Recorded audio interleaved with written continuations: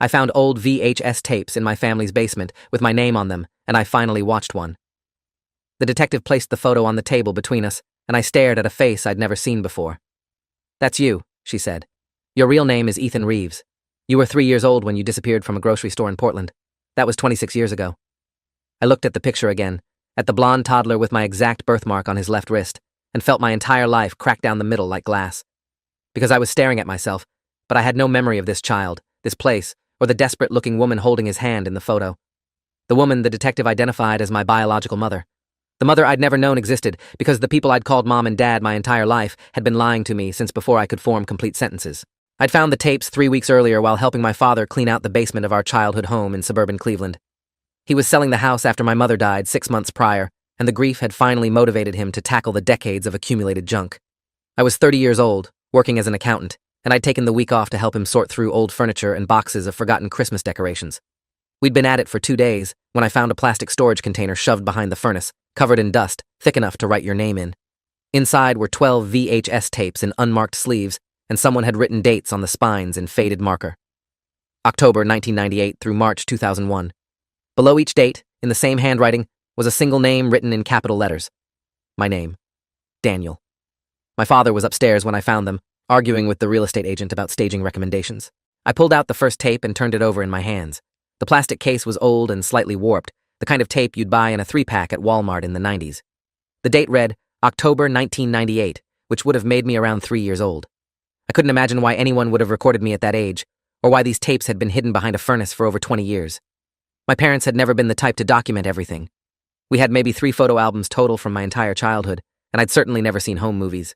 The whole thing felt wrong in a way I couldn't articulate, like finding a door in your house you'd never noticed before. I called down to my father that I was taking a break and carried the box upstairs to my old bedroom. The house still had my parents' ancient TV VCR combo in the guest room, one of those heavy wooden cabinet models from the early 2000s that doubled as furniture. I hooked it up, half expecting the thing not to work after sitting unused for years. The tape slid in with a dusty click, and after a few seconds of static, an image appeared on the screen. It was grainy, the quality you'd expect from a camcorder from that era, but clear enough. A small room with institutional beige walls and a single window with bars on it. A child's table with 2 plastic chairs, and sitting in one of those chairs, playing with wooden blocks, was a little boy I recognized from exactly 3 photographs in our family albums. The little boy was me. But something was immediately off about the footage. The room didn't look like our house, or any house. It looked clinical, almost like a hospital or a school. The child, me, was wearing clothes I didn't recognize, a striped shirt I'd never seen in any family photo. I watched myself stack the blocks methodically, my face eerily blank. There was no sound, just the hiss of magnetic tape. After about 2 minutes, a woman entered the frame. Not my mother. This woman was younger, maybe late 20s, with short dark hair and wearing what looked like business casual clothing. She sat down across from little me and started talking, though I couldn't hear what she was saying. The child looked up at her but didn't respond, didn't smile, didn't react at all. The woman pulled out a stack of cards and held them up one at a time. Even through the grainy footage, I could tell they were pictures of people. The child, tiny me, looked at each card with that same blank expression. Sometimes he would shake his head no. Sometimes he would point at the card. The woman would write something down on a notepad after each response. This continued for maybe 10 minutes before the tape cut to static. I sat there staring at the white noise on the screen, my heart doing something strange in my chest. The whole thing felt like watching a stranger. I had no memory of that room, that woman, or those cards. No memory of whatever test or evaluation this clearly was. And the expression on that child's face haunted me in a way I couldn't explain. It wasn't the face of a happy 3-year-old. It was the face of someone much older, trapped in a small body, going through motions they didn't understand. I should have stopped there, should have taken the tapes directly to my father and demanded an explanation. Instead, I loaded the second tape, dated December 1998. Same room, same setup, but this time the boy, me, was sitting at a table with paper and crayons. A different woman was in the room now, older, wearing a white coat like a doctor or therapist. She was showing the child photographs and asking him to draw what he saw. I watched myself carefully color in shapes, my small hands gripping the crayons with intense concentration. At one point, the woman held up a photograph of 2 adults, a man and a woman. The child stared at it for a long time, then pushed the photo away and shook his head violently. The woman in the white coat wrote something down, and her expression was one I recognized from work, from meetings where someone's trying to hide their concern behind professional composure. Something was very wrong in that room. I went through 4 more tapes that afternoon. Each one showed similar scenarios. Me in that same beige room, sometimes alone, sometimes with different adults, always being evaluated or tested in some way. In one tape from May 1999, a man in a police uniform came into the room and sat down with the child. He showed the boy a badge, spoke gently, and at one point, the child started crying silently, tears running down his small face, while his expression remained eerily neutral. In another tape from November 1999, there were two adults I didn't recognize, a man and a woman, sitting nervously on folding chairs while the child played in the corner. They never approached him. They just watched from across the room, the woman covering her mouth like she was trying not to cry. The man kept looking at the door like he wanted to leave. The dates on the tapes ran from October 1998 to March 2001, when I would have been between 3 and 6 years old. But I had no memories from that period of my life that matched these recordings. My earliest clear memories started around kindergarten, age 5, and they were all normal suburban childhood stuff. Playing in our backyard, learning to ride a bike, my mother making pancakes on Sunday mornings. Nothing that involved sterile rooms with barred windows and adults in white coats administering tests. I pulled out our old family photo albums from the hallway closet and flipped through them with new eyes. The few pictures of me as a toddler showed a happy kid in normal settings.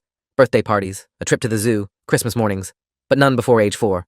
Not a single photograph of me as an infant or toddler younger than 3.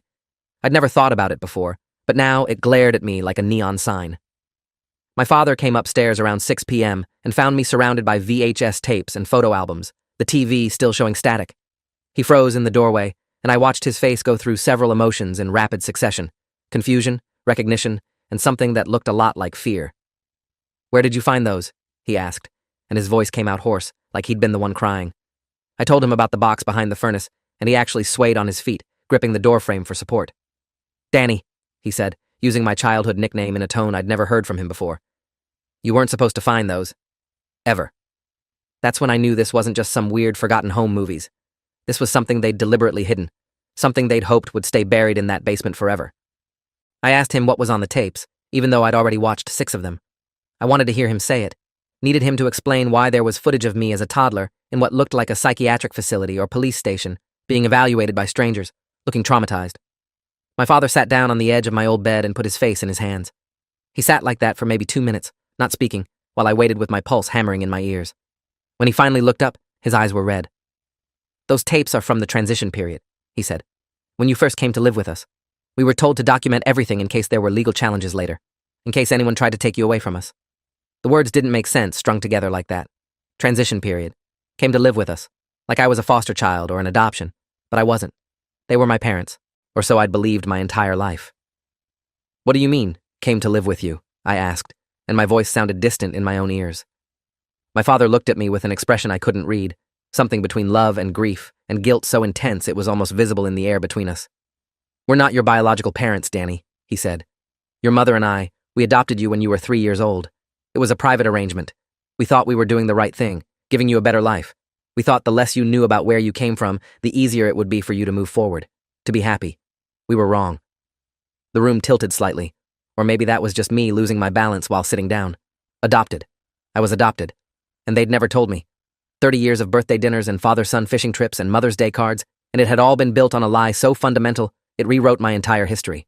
I asked him why the people on the tapes looked like police and doctors, why the room had bars on the windows, why that little boy looked so shut down and traumatized. My father's hands were shaking now, and he laced his fingers together to hide it. "Your biological mother had problems," he said carefully. "Drug problems, mental health issues. Child Protective Services removed you from her care when you were 2. You spent about a year in the system before we got the call about a toddler who needed a home. The tapes show the evaluation period after we were matched with you. They were making sure you were healthy, that you could attach to new caregivers, that the trauma hadn't damaged you beyond repair. That's what all those tests were. Attachment assessments, trauma evaluations, memory work. We kept the tapes because the caseworker said we might need them later if there were custody disputes. But there never were. Your biological mother signed away her rights. We finalized the adoption when you were 4, and we wanted you to have a normal life. We didn't want you growing up knowing you'd been abandoned and neglected. We thought we were protecting you. The thing about finding out your entire identity is a lie is that your brain doesn't process it all at once. It comes in waves. The first wave was disbelief, the certainty that my father was confused or mistaken or having some kind of grief-induced breakdown after losing my mother.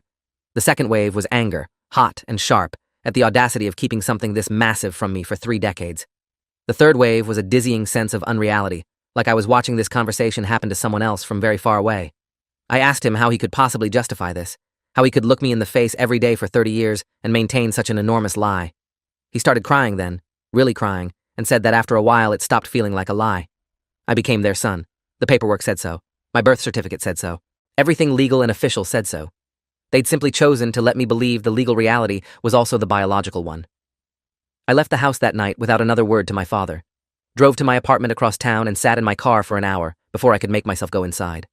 I lived alone, had been dating someone casually for a few months but nothing serious, had a job I was moderately good at, and friends I saw occasionally for drinks. Normal 30-year-old stuff. Except now everything felt staged, like I'd been living in a play without realizing it, following a script someone else wrote. I called in sick to work the next day and spent 8 hours on my laptop researching adoption records in Ohio. It turned out that adoption records in this state were sealed unless you petitioned the court, which required proving you had a legitimate reason to access them. I had the original tapes, which meant I had dates and possibly case numbers visible in the footage. I went through each tape again, this time taking screenshots of anything that might be identifying information. In the background of several shots, I could see papers on desks with partial letterheads visible. One showed part of what looked like an official seal. Another showed a case file number, 98-CH-4721. I hired a private investigator the following week, a woman named Rebecca Lawson, who specialized in adoption searches and had good reviews for discretion. I met her at a coffee shop downtown and showed her the screenshots from the tapes. She looked at them for a long time, then looked at me with an expression I was starting to recognize. Pity mixed with professional concern. "This isn't a standard adoption case," she said. "These look like forensic interview rooms, the kind they use for child abuse investigations or custody disputes. The people in these videos aren't social workers, they're specialists. See this woman here?" She pointed to one screenshot showing the woman in the white coat. "That badge on her lanyard is from the Forensic Psychology Unit at Cleveland Metro Hospital. They only get involved in serious cases. Abuse, neglect, potential crimes against children. Whatever happened to you before the adoption, it wasn't just about a struggling single mother. This was a legal case, probably criminal." Rebecca took the case and went to work. She had connections with the county clerk's office and knew how to navigate sealed records. It took her 2 weeks, but she came back with a file that changed everything I thought I knew about my life. We met at her office this time, and she laid out documents on her desk like she was presenting evidence in court. "Your legal name is Daniel Marcus Thorne," she said. "Born January 15th, 1995 in Cleveland. That part is true.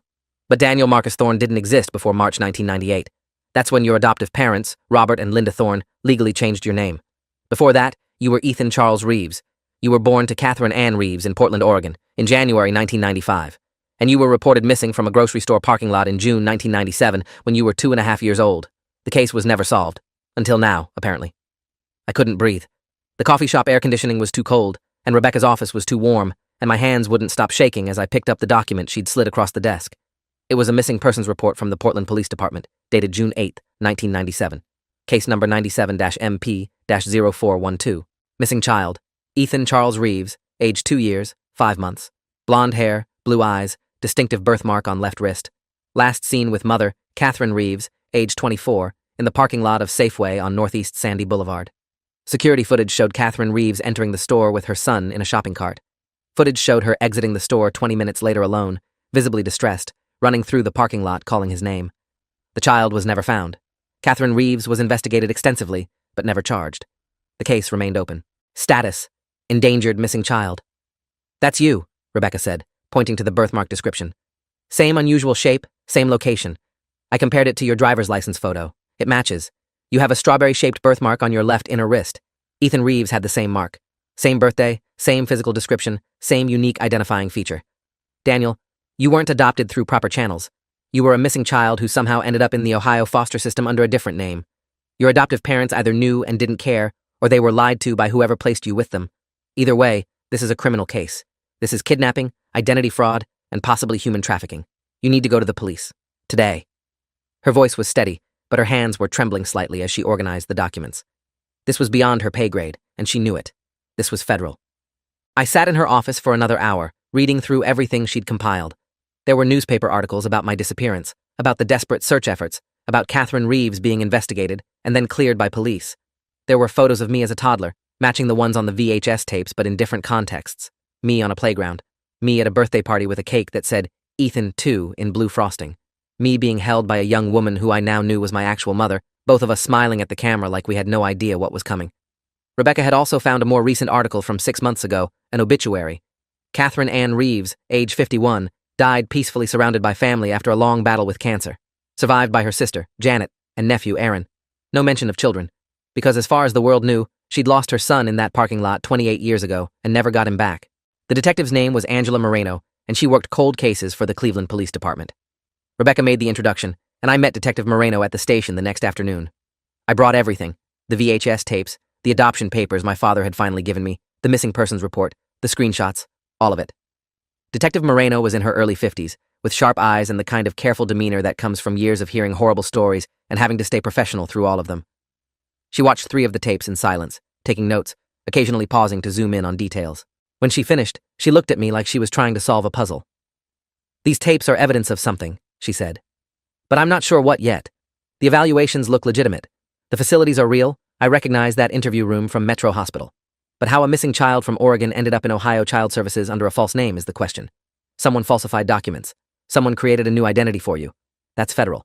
I need to make some calls." She made me go through my entire life story, everything I could remember. I told her about growing up in suburban Cleveland, about my quiet childhood, my parents who were loving but not particularly affectionate, the way they'd always been vague about extended family, about why we never visited relatives or had family reunions. I told her about the complete lack of baby photos, the way my mother would change the subject whenever I asked about being born, the weird gaps in our family history that I'd never questioned because kids don't question their reality. They just live in it. Detective Moreno wrote down everything, and when I finished, she asked the question I'd been dreading. "Do you think your adoptive parents knew you were a missing child? That they were participating in kidnapping?" I wanted to say no. Wanted to defend the man who taught me to ride a bike and the woman who sat up with me when I had nightmares. But I couldn't. Because they'd hidden those tapes. They'd lied about my adoption. They'd never tried to find my biological family. They'd let me live 30 years without the truth. Detective Moreno brought in the FBI 2 days later. The agent's name was David Colton, attached to the Portland field office but currently working out of Cleveland on an unrelated case. Convenient timing. Agent Colton was younger than I expected, maybe 40, with the kind of intensity that comes from people who are very good at their jobs. He interviewed me for 3 hours, going through everything again in excruciating detail. Every memory, every gap, every inconsistency in my childhood. He was particularly interested in the tapes and the adoption paperwork. My father had finally given me the full file, and it was suspicious from the start. The adoption was processed through a private agency that no longer existed. The paperwork was minimal, barely legal. There were signatures from officials whose names Agent Colton couldn't verify. The whole thing looked like it had been rushed through the system by someone who knew how to exploit loopholes. "Here's what I think happened," Agent Colton said, spreading documents across the conference room table. "You were taken from that parking lot in Portland by someone, we don't know who yet. That person brought you to Ohio and either abandoned you or handed you off to an intermediary. You ended up in emergency foster care, probably with a false name and false documents saying you were removed from a parent for neglect. The system was overwhelmed, understaffed, and you were a quiet, traumatized toddler who didn't talk much. No one questioned your identity too hard. You were placed in temporary care, and then someone, either within the system or connected to it, facilitated a quick private adoption to your adoptive parents. The evaluations on the tapes are legitimate post-trauma assessments, but everything else about your case was fabricated. Someone created Daniel Thorne to replace Ethan Reeves, and your adoptive parents either knew and didn't care, or they were told a story that made them feel justified in not asking questions." Agent Colton pulled out a photo, the same one Detective Moreno had shown me weeks ago. Catherine Reeves holding her son's hand, both of them smiling at the camera. "Your biological mother spent 15 years looking for you," he said quietly. "She never gave up. She ran a Facebook page, kept the case alive in local media, worked with private investigators. She died 6 months ago believing you were dead. She never knew you were alive and living 3 states away under a different name. I'm sorry for that. I'm sorry for all of this. But right now, we need to focus on who took you and how this happened, because if it happened to you, it might have happened to others. This could be part of a larger operation. We need to investigate your adoptive parents, the adoption agency, everyone involved. Are you willing to cooperate with that?" I was willing because what choice did I have? My entire life was already dismantled, scattered across this conference table in the form of police reports and missing persons files. Agent Colton got a warrant to search my father's house. They executed it on a cold morning in February, and I wasn't there. But my father called me afterward, his voice broken. "They took everything," he said. "All your mother's papers, her computer, boxes from the attic. Danny, I swear we didn't know. We were told you were from a troubled home, that your biological mother had abandoned you, that we were saving you. We never questioned it because we wanted you so badly. We'd been trying to have children for years. When they said there was a little boy who needed a home, we just said yes. We didn't ask enough questions. We should have asked more questions. God, Danny, I'm sorry. I'm so sorry." The investigation took 6 weeks, and what they found destroyed my father almost as thoroughly as it destroyed me.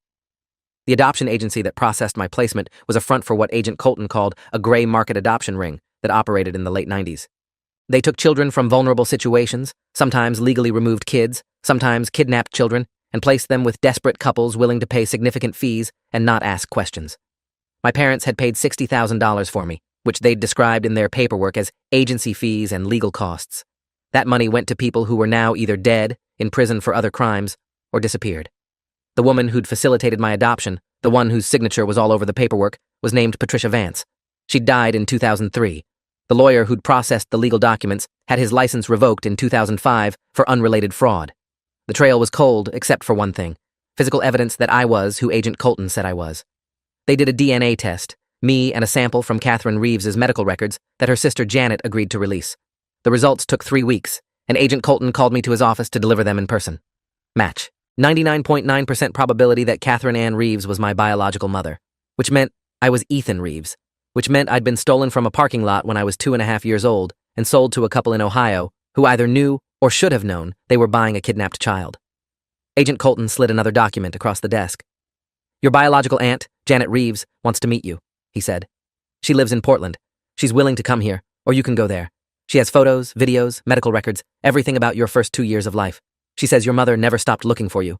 Even when she was dying, she was still working with investigators. Janet wants you to know that. She wants you to know you were loved. I flew to Portland in March, exactly 28 years after I was taken. Janet Reeves picked me up at the airport, and I knew her face the second I saw her. She looked like the young woman in those photos, the one holding the toddler with the strawberry birthmark. She looked like me. We had the same eyes, the same mouth, the same way of standing with our weight slightly on our left foot. She didn't say anything at first, just pulled me into a hug in the middle of the arrivals area, and I felt something crack open in my chest that I hadn't known was closed. You look so much like her, Janet said, pulling back to look at my face. Like Kathy. You have her expressions. God, Ethan. We thought you were gone. We thought someone had killed you and hidden your body. We never imagined this. Never imagined you were alive and just living a different life. She took me to her house, a small craftsman in Northeast Portland, and showed me everything. Photo albums from my first 2 years of life, me as an infant, me learning to walk, me at the beach, me playing with toy trucks. Videos of birthday parties and Christmas mornings and everyday moments that looked nothing like the tapes I'd found in my basement. These showed a happy, engaged toddler with a mother who clearly adored him, Mrs. Ethan, the child I'd been before someone took me. Janet also showed me the missing persons file Catherine had kept, a thick binder full of police reports, private investigator notes, and printed copies of social media posts. Catherine had posted about me every year on my birthday, had run age progression photos, had never stopped hoping someone would recognize me and bring me home. She blamed herself, Janet said quietly. She turned her back for 2 minutes to put groceries in the car. That's all it took. 2 minutes. Someone grabbed you out of the cart and disappeared. Security footage showed a woman approaching the cart, then static. The cameras had a blind spot. By the time Kathy realized you were gone and ran back into the store, you were just gone. Janet told me everything she knew about my biological mother. Catherine had been 24 when I was born, working as a nurse, single but happy. She'd gotten pregnant by accident with a boyfriend who'd left when he found out, but she'd been determined to raise me alone. By all accounts, she'd been a good mother. Loving, attentive, stable. Nothing like the story my adoptive parents had been told about a troubled addict who'd abandoned her child. That was all lies, fabricated to make my adoptive parents feel righteous about taking me, to make them ask fewer questions. Catherine had spent years trying to get the police to expand their investigation, convinced I'd been taken for adoption fraud, but without evidence, they'd had nowhere to go. The case had gone cold. Catherine had eventually moved on with her life, remarried briefly, divorced, focused on her nursing career. But she'd never stopped looking. Even on her deathbed, Janet said. She'd been talking about me, wondering where I was, hoping I was safe. The guilt of that nearly broke me. Not my guilt, but the crushing weight of knowing my mother had died without closure, without knowing I'd been alive the whole time just 3 states away. If I'd found those tapes a year earlier, if I'd questioned my adoption sooner, if my adoptive mother had lived long enough for me to confront her, if. The ifs could drive you insane. Agent Colton had warned me about this, about survivor guilt and trauma processing. He'd recommended a therapist who specialized in recovered missing persons, and I'd started seeing her twice a week. Dr. Lisa Chen. 40 years of experience working with people who'd discovered massive deceptions about their identities. She told me that the grief and rage and confusion were all normal, that I was essentially mourning one version of myself while trying to integrate another, that it would take time to figure out who I was now that I knew who I'd been. Ethan or Daniel. Reeves or Thorne. Both. Neither. Someone new entirely. The legal consequences came down in April. The FBI had built a case against the adoption ring that had operated in the late 90s, and while most of the main players were beyond prosecution, they'd identified 12 other cases similar to mine. children who'd been taken from vulnerable situations or outright kidnapped and placed with families through fraudulent means. Some of those children were adults now, like me, living normal lives with no idea. Others had been recovered years ago and reunited with their biological families. The FBI was reaching out to all of them, opening old wounds, rewriting histories. As for my adoptive father, Robert Thorne, the FBI decided not to charge him. Agent Colton said there wasn't enough evidence that he'd known I was kidnapped. The paperwork had been convincing enough, the story plausible enough, and he genuinely believed he was adopting a child removed from an unfit mother. Ignorance wasn't innocence, but it also wasn't criminal intent. He'd been a victim too, in a way. Just a different kind. I met with my father one last time in May.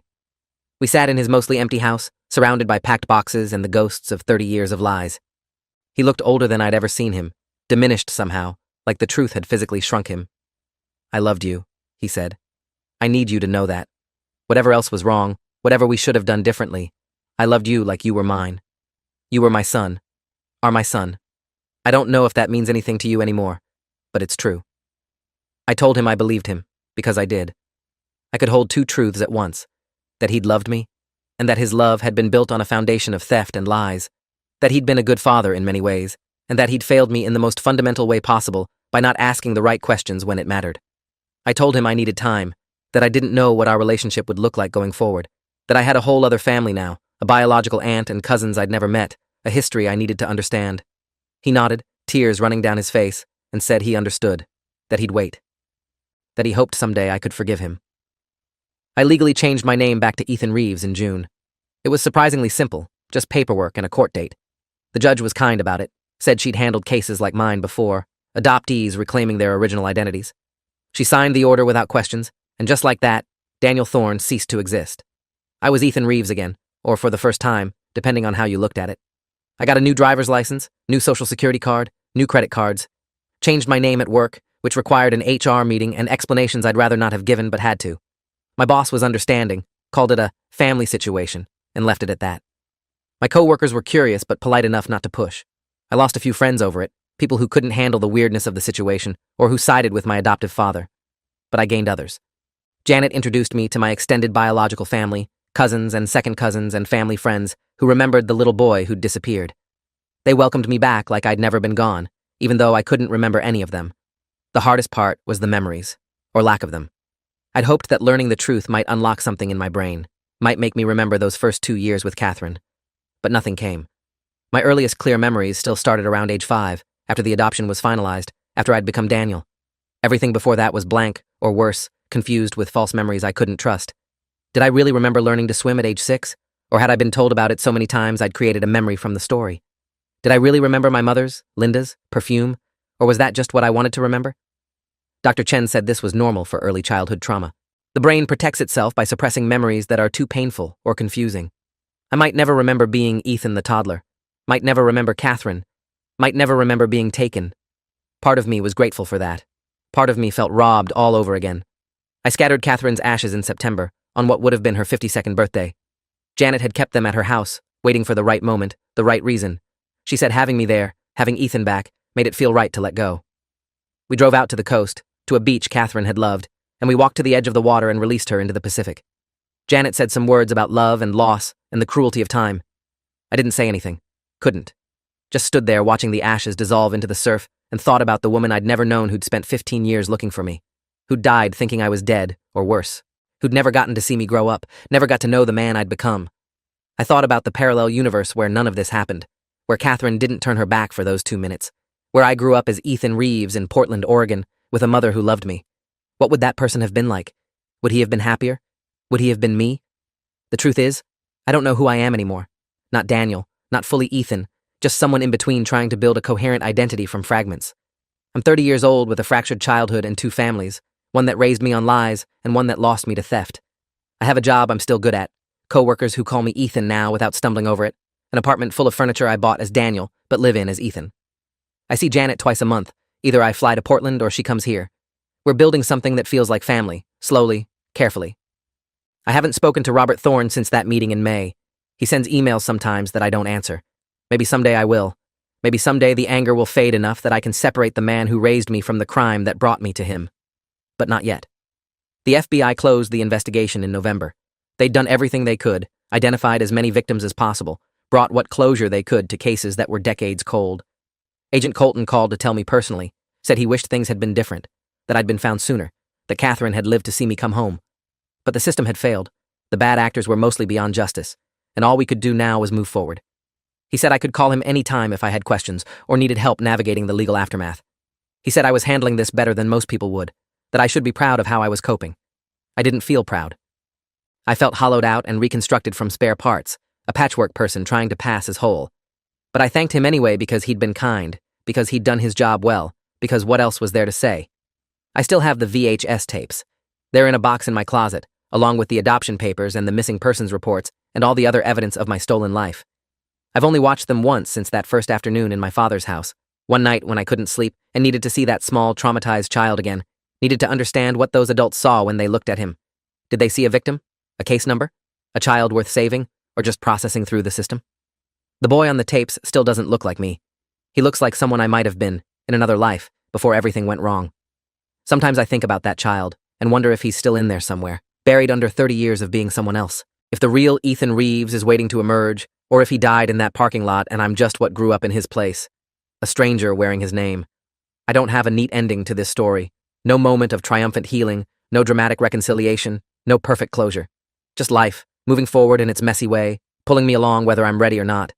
I wake up each morning as Ethan Reeves, brush my teeth, go to work, come home, sleep, repeat. On good days, it feels like progress. On bad days, it feels like forgetting all over again. Janet says Catherine would be happy I'm alive, that the details don't matter, that knowing I survived would have been enough for her.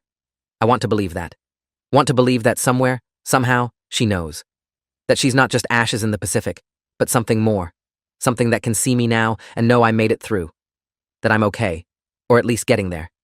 That the 30 years weren't wasted, weren't nothing.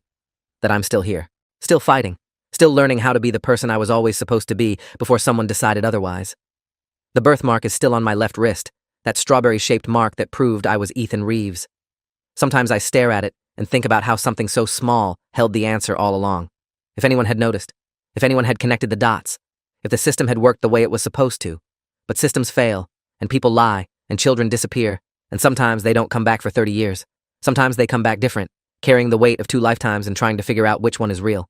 I'm 30 years old. I was kidnapped as a toddler and raised under a false identity by people who either knew or should have known they were participating in a crime. My biological mother died without ever knowing I survived. My adoptive parents are gone or estranged. I have family. I'm just learning to know. Memories I'll never recover, and a name I'm still learning to answer to. It's not the life I thought I had. It's not even close. But it's mine. The real one. Finally. And I'm still here. I'm still here. If you enjoyed this, you'll definitely want to see the next ones too. So subscribe now and let me know your take in the comments.